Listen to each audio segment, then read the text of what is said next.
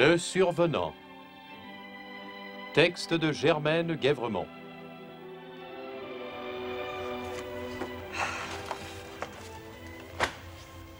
Directeur Patrice Braconnier. Entrez. Ah, survenant. Tiens, si je m'attendais à te trouver ici, Patrice, vieux frère. T'as pas compris, survenant? C'est moi le directeur. C'est moi. T'es pas sérieux? Sérieux comme un pape. Directeur? Ouais. Y a rien de comique là-dedans. Non, tu veux dire directeur temporaire? Non, non, je remplace François-Xavier, je suis directeur perpétuel. Eh bien, bravo, on va aller fêter ça. Oh, impossible. Arrive, José. Et puis m'aider à dissiper la brume avant de rentrer au Chenal du Moine. Non, non, je peux pas. Journal de Sorel? Attends un peu, survenant. Oui, oui, j'écoute. Hein, un garçon? Ah, puis pas une place par-dessus le marché? Oh, tu parles. Non, non, sais-tu, passe donc au journal, ce sera plus simple. Ouais. À tantôt. Hein? C'est Octavien qui s'est trouvé une bonne job et qui est père d'un garçon. Eh ben, là la crise réglée pour quelques-uns au moins. Et c'est ainsi que de l'un à l'autre, elle mourra de sa belle mort. Mais pas d'un coup sec. Retiens donc la phrase que je viens de te dire, Patrice. Ça te fera un bon sujet d'éditorial. Et j'ai d'autres choses à t'apprendre. Ah oui? Au sujet de la vannerie du Richelieu, j'ai le plaisir de t'annoncer qu'on a été remboursé jusqu'au dernier sou. Non, pas possible. Tout le monde a été payé? Alors, je le jurerai pas, mais du moins tous ceux que je connais. Comme ça, les flâneries au coin, les petits verres, les conversations plus finir. Non, jamais, jamais, jamais. Non. Sans rancune, survenant. Oh, la rancune. Un signe de faiblesse. Ça en prend une bonne dose de courage puis de volonté pour résister.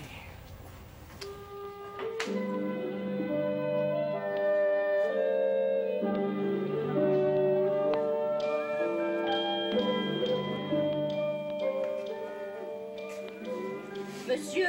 C'est alors? Eh bien, c'est moi, Lucrèce de Sureau. On l'a confiseuse! Eh oui. Ah, ben, je croyais que c'était Angina de Morat. Mais comment vous n'avez pas reconnu ma voix? Ah, ben, m'attendais si peu vous entendre roucouler au Chenal du Moine. Un vrai pardonnant. Ah, ben, prenez vos aides, asseyez-vous. Eh bien, où ça? Avant, moi, je suis le bar, m'a faire une place. Oh, une toute petite place, hein? Une bonne place. Monsieur de Salvaille.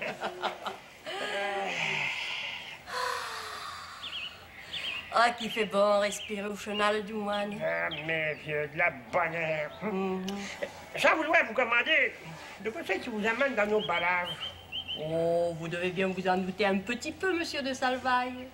Pas la moindre doutance pour monsieur de Salvaille. Mais c'est la reconnaissance. Reconnaissance. Et pour toutes vos bontés. Regarde, vrai-tu où je suis réveillé? Non seulement envers moi, hein, mais aussi envers monsieur Bezot. Oh, ne faites pas l'innocent, là, hein. C'est bien vous qui m'avez remboursé l'argent que j'avais investi dans la fameuse vannerie du Richelieu, hein, ainsi qu'à monsieur Bezot. Moi? Pauvre dame. On m'a dit que la remise venait d'un grand cœur du Chenal du Moine. Moi, je n'en connais pas d'autre que vous. Oh, ben que je vous ai dédommagé, vous passez en cours, mais votre monsieur Bezot. Oh, alors ce n'est pas vous le grand cœur? Vous comprenez bien, pauvre dame, que si je n'avais eu un à rembourser, j'aurais commencé par moi. Oui, monsieur, oui. Alors ce n'est pas vous. Voulez-vous prendre un bon petit verre de limonade? Peut-être m'en a justement préparé un grand pot. Là. Ah oui? Mais dites, vous passez tout votre temps ainsi, là, tout seul, au pauvre. Ah non, non, Angina vient faire son tour de temps à autre. Ouais, pas de roue du même dire, mais ben, ça crée de l'animation, ça fait de la vie. Et oui.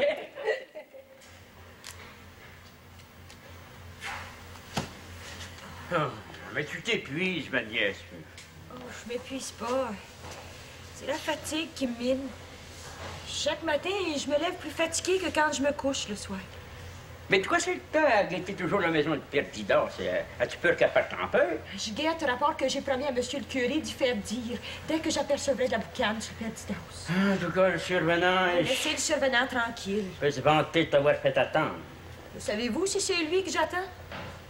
T'as entendu dans ma vie que je sais plus de quoi c'est que j'attends. Oh. Va-t-il recommencer ses lamentations, celle-là? Mais pourquoi se faire qu'elle appelle toujours le survenant? Si vous avez le malheur d'en glisser moi à qui que ce soit, il va vous en coûter chaud. Ah, tu m'aimes. Essaye donc pas de m'en faire à craindre. D'abord que je te dise, c'est elle la vérité. Je l'ai craché, j'ai entendu des plaintes. Viens donc pas! Alors, de quoi c'est que vous avez à vous ostiner encore, tous les deux? C'est beau blanc. C'est le Ticom à sa main encore. Ah, pas ça, Ticom! Tu cherches à me faire à craindre de chimère à cause que je le crée pas? Il me raconte ça parce qu'il est à folle, mais maman, peut-être elle peut le dire que j'ai entendu quand je suis revenu, j'avais la chair de poule, puis pas rien que la chair de poule, la tremblette avec. Revenu d'où? Dessus, sur Mademoiselle Angelina. C'est vrai. Laisse-en une minute. Si vous voulez écouter ces menteries, écoutez-les. Moi, j'ai d'autres choses à faire de plus près. Je suis pas un menteur. Non, mais t'as pas brodé, par exemple. Moi... Ah, laisse parler Beaublanc pour commencer. Conte-nous ce que t'as compté à Ticom. C'est pas malisé.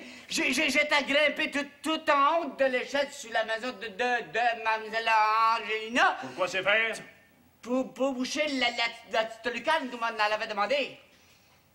Pour boucher la lucarne? Sacrifice, je parle comme du mort. Ah, oui, continue. Puis tout d'un coup, j'ai entendu des jeunes puis des plaintes comme un homme du purgatoire qui se lamentait pour la faire des prières. Oh, il y a dû avoir des bourdonnements d'oreilles, hein? Avec le vent, la vague, oh, juché de même. Sinette, elle était là. Elle a entendu la même affaire que moi.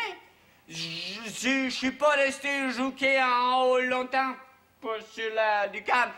J'ai cogné fort pour la boucher. Tu peux nous laisser, Beaublanc. Madame Bedette, elle sait, elle, hein, que quand je suis revenu dessus Mademoiselle Angelina, j'étais blême comme une veste de carême, Je te crée, Beaublanc. Je suis pas un menteur, moi. Oh, que je te dis. Sacrifice. Ouais, peut-être t'as bien pris garde de m'en parler. Je savais pas de quoi penser. Non. Marie-Didas, t'es pas venu à l'idée? Oh, je voulais te ménager. Je voulais ménager Ticom. T'as vu comment est-ce qu'il s'est emporté de contre Beaublanc? Oh, il veut pas l'admettre, mais il sait que c'est la vérité. Comme toi, comme moi. Ouais, le pire est pas fait. Où c'est que tu t'en vas? Tu le sors plus tard. Oh, dis-le!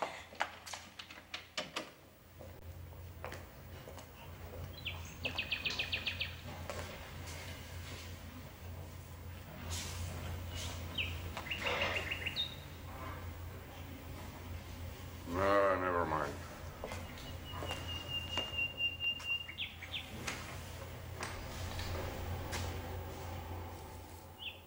Un soir d'automne, au Chenal du Moine, comme les beaux chemins s'apprêtaient à souper, des coups à la porte, les firent se redresser. C'était un étranger, jeune d'âge, pacton au dos, qui cherchait à manger. Approche la table, survenant. Approche sans gêne. Serre-toi. On est toujours pas pour te servir. Resteras-tu longtemps avec nous autres? Quoi? Je resterai le temps qu'il faudra. Je vous demande rien, pas même une tôle. Si vous voulez me donner à manger, à coucher, je vous servirai d'engagé. Ouais. Il est grandement tort pour prendre un engagé. La terre commence à être déguenillée. T'es gros et grand, t'es presquement pris comme une île, et t'as pas l'air trop ravagnard. Reste, le temps qu'il faudra. Mon oncle Zéphir, c'est l'heure. Comment, là? C'est le temps d'aller au presbytère. Je vois pas de fumée qui sort de la cheminée, moi. Il est revenu pareil. Il en vient, là. Tu m'es sûr que c'est lui? Je l'ai bien trop reconnu, avec sa belle démarche de grand Dieu des routes. Il n'y a rien que la peine d'apparaître, puis toi, t'es converti, gagné, paré à y manger dans le creux de la main. Courez vite, courez au presbytère. Courez, quand j'ai une automobile à la porte. Ou à pied, en voiture, en machine, mais dépêchez-vous. Il n'y a pas de temps à perdre. T'es bien précis d'un coup, toi. Non, propos, mange pas. Vous mangerez en revenant. Regardez, manger là, il partira pas. Vous servirez. Ça veut-tu dire que tu veux pas nous faire à manger? Je suis rendu au bout de ma fusée. Aujourd'hui, c'est mon jour de repos. Fatigué. Oui. Mon jour de repos. Ce que je suis venu te proposer, Angélina, c'est en bonne part. Jamais. Jamais, tu m'as compris, Odilon Provençal? Jamais je consentirai à laisser placer Marie Didos. Ben de valeur pour toi. Comment, ben de valeur? Je t'ai parlé en ami. Ami. Tu n'iras pas qu'il y a du sentiment entre nous autres. Oh, ben je le connais, ton sentiment. Père de terre, puisque c'est de même, je m'en vais t'adresser la parole en tant que premier magistrat du Schneid du Moine. On le sait que t'es mère, on le sait depuis longtemps. Ah, tu veux jouer, on va jouer. Mais plains-toi pas si je joue dur, par exemple. Commence. Joue ton petit jeu. Va avoir recours à la loi. Marie Didas va être la pupille de la corporation. Par exemple. Dans rien déboursé. Comme si j'avais été avare envers elle. J'ai jamais rien ménagé pour elle. Ni mon argent, ni mon temps, ni mes pas. Pas même le sang de mon cœur. Mais la corporation ne pourra rien sans mon consentement. Marie Didas est mineure. C'est ça que la loi, le brelon. Je me barricaderai dans ma maison. Comme t'as fait boucher la lucarne. Oui, comme j'ai fait boucher la lucarne. C'est ça qu'une porte, ça se défonce. Tu te fonceras pas! Sois raisonnable, Angélina. Si tu t'ostines à pas vouloir faire interner Marie Didas, sais-tu de quoi c'est que le monde va penser? Oh, toujours la même touloute. De quoi c'est que Odilon Provençal va penser? Avant, c'était de quoi c'est que Gros Gras va penser. C'est la crainte, rien que la crainte qui m'a empêché de partir quand le grand Dieu des routes est parti. Tu te riches, Angélina, tu le donnes pas suivi. Ta place, c'est pas dans le vaste monde, c'est au Schneid du Moine. Veux-tu savoir de quoi c'est que le monde va penser? Va finir par penser que Marie Didas, c'est pas folle, mais que... Là, 3 mois, 4 mois que tu la tiens enfermée? Je vais pas compter. On va finir par penser que Marie Didas se fait époque avant les rameaux. Non!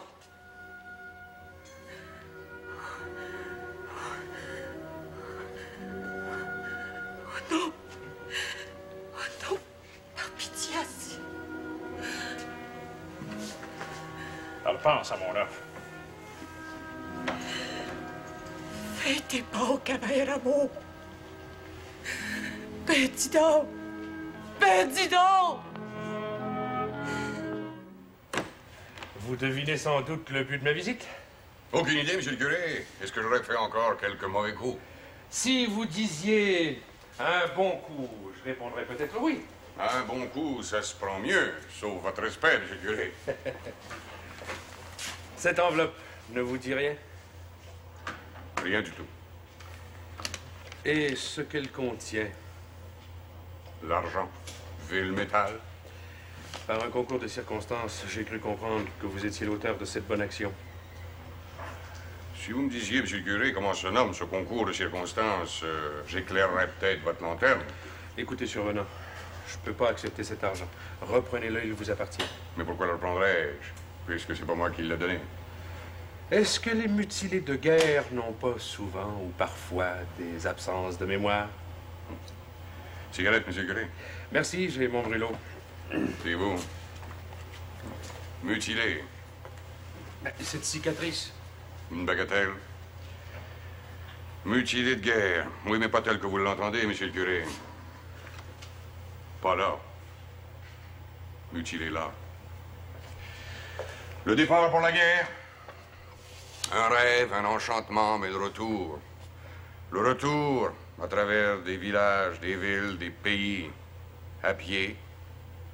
Les pieds en sang, un creux dans l'estomac. Chacun avec ses possessions chéries. Un simple soldat qui s'acharne à garder dans une grande valise ses souvenirs. Son journal pour rappeler à ses parents, ses amis, qu'à tel jour, telle date, tel pays. Mais crever avant d'arriver, le petit soldat. Oh, never mind. Je pense à Joinville. Savez-vous ce qui me trottait dans la tête, monsieur le curé?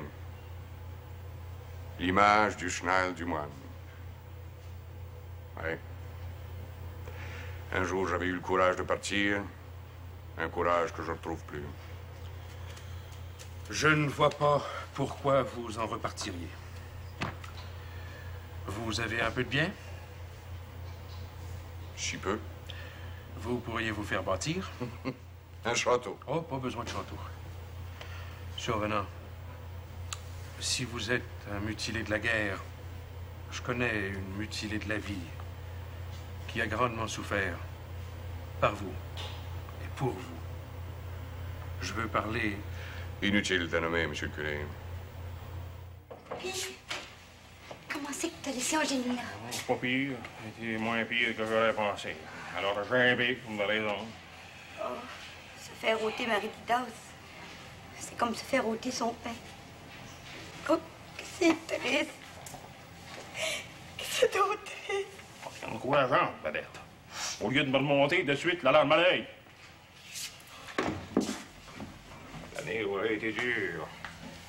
L'affaire de la vannerie du Richelieu, puis à cette heure, l'affaire de Marie-Didas. Oh, heureusement qu'elle n'est pas finie, l'année. Chance. Il y a notre enfant qui s'en vient. Dis-donc, si c'est un garçon, on l'appellera Joinville. Oh, cet enfant-là, moi, j'y créerais quand je l'aurais vu gigoter dans son verre, probablement. Mais pourquoi tu veux pas le croire, Odilon? Oh, à ton âge, peut-être, les femmes se trompent souvent. J'ai pas 40 ans. Comment vont les heureux époux? Oh, je me comporte pas trop mal pour le temps. Mais Viens de faire la plus maudite job. il arrive de chez Angelina Desmarais. Chez Angelina Desmarais? Oui, pour y apprendre que je vais faire interner Marie-Didas. Malheureux, mais pourquoi tu fais ça? Ben quoi? C'est pas moi le maire du Schneiderman, c'est à moi à agir. Il t'appartenait peut-être de prendre la décision, mais j'en connais d'autres qui auraient pu, avec délicatesse, préparer Angelina à ce qui l'attend. Ah, c'est ça, oui. Fais-moi passer pour un curson. Avec ta violence habituelle, je peux pas m'empêcher de plaindre Angelina, de la plaindre de tout mon cœur. Angelina, je t'apporte une nouvelle. Une nouvelle que t'attends depuis longtemps. Je reste. Je reste au Chenal du Moine. Comment c'est? C'est ainsi que tu prends la nouvelle? Comme si je te lançais dédaigneusement un crouton de pain, la noire? Angelina.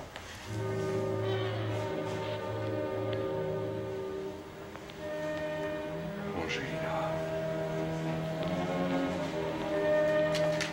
Angelina, j'ai fait la commission et... Angelina. Agnès. Angelina est morte.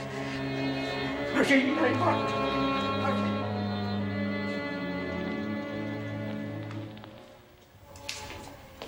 C'est là, la spélécane que j'ai bouchée. Ça donne sur la chambre de Marie-Didas? Hein, ça, moi, Jean, c'est bien mieux. Angelina est morte. Pourquoi on me dit là, Il devait aller chercher le docteur le prêtre, avertissez tout le monde, avertissez tout Schneiderman. Mademoiselle Angelina est morte. Angelina Desmarais est morte. Essayez donc de lui faire comprendre, monsieur le curé, de ne pas prendre les choses trop à cœur. Bernadette a raison. Ah oui, c'est facile à dire après les montants, ce que tu viens de me faire. Oh, j'ai peut-être été un peu loin. Parfois, les mots dépassent la pensée. Pense à moi. Pense à toi également, Odilon. Oublie pas que ton père est mort d'un coup de sang. Oh, il est autrement penchu puis ventré que moi, père de terre. Préparez-vous à recevoir un bon coup. Encore, ça me surprend pas. Ce qui va vous surprendre, par exemple, Angelina Desmarais est morte. Hein?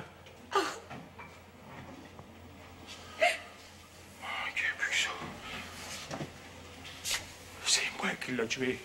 C'est moi qui l'ai achevé. Voyons, dis-donc, calme-toi. Vite, va avec l'Excom, que j'ai lui donner l'absolution sous condition.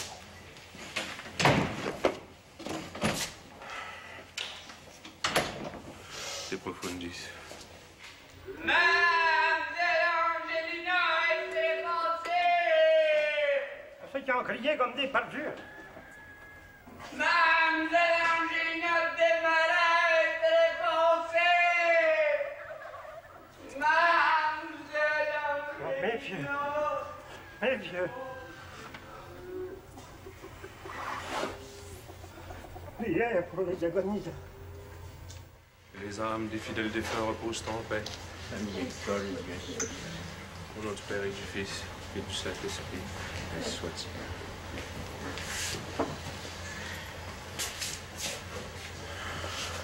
C'est qui va s'occuper de... Oh, j'en ai charge de tout. De même, c'est bien vrai. J'avais jamais remarqué auparavant comment Angelina était belle. La mort nous révèle bien des choses qu'on n'a pas su voir à temps. Oui, mais il va falloir avertir l'entrepreneur Pont-Finel, puis faire mettre le décès dans le journal, puis fouiller ses papiers, pour le moins faire un testament. C'est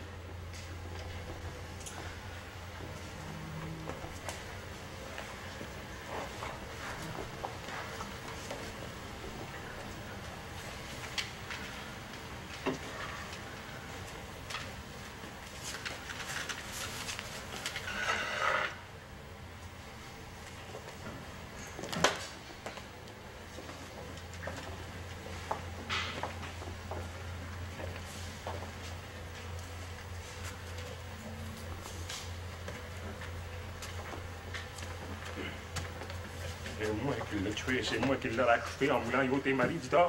Oh, on a tous chacun notre part de responsabilité. On exigeait tout d'Angelina sans jamais rien lui donner. Moi comme les autres. Elle qui aimait tant. Allez-vous compter ses malheurs? Prêter une oreille sympathique, c'est bien peu de choses en regard des services qu'elle rendait à toute la paroisse. Encore un matin, elle paraît de prendre une journée de repos. Guillaume, si on a une fille, on l'appellera Angelina. Peut-être. Qui m'aide?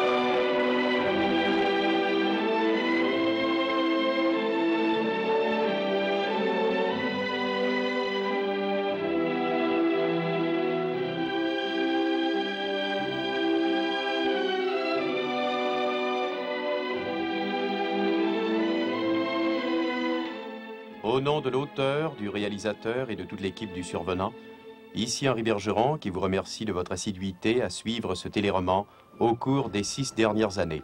À tous, bonnes vacances.